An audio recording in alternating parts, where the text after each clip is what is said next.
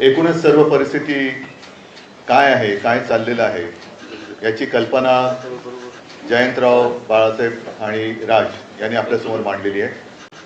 एक गोष्ट मी आवर्जून सांगेन, एकूणच लोकशाहीसाठी, तिच्या रक्षणासाठी महाराष्ट्रातले सर्व राजकीय पक्ष एकत्र आलेले आहेत. आम्ही सर्व एकत्र येत असताना भारतीय जनता पक्षाला सुद्धा पत्र दिलं होतं, पण आज व्यासपीठावर आणि आमच्या कालच्या आणि आजच्या निवडणूक आयुक्तांच्या भेटीमध्ये भाजपाकडनं कोणी आलेलं नाही. हा विषय जो आहे तो गेल्या विधानसभेपासून सगळ्यांच्या लक्षात यायला लागला आणि एका पत्राचा उल्लेख जयंतरावांकडनं राहिला, तो त्यांनी मला सांगितला.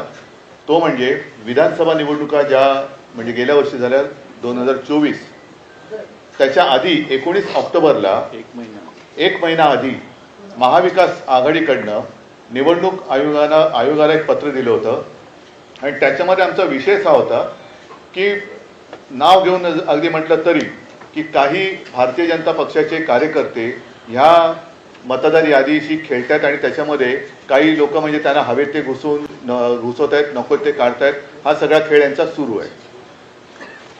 आता जसं या दोघांनी सांगितलं, अगदी हे पुरावे, ही काही यादी आम्ही घरी नाही छापलेल्या.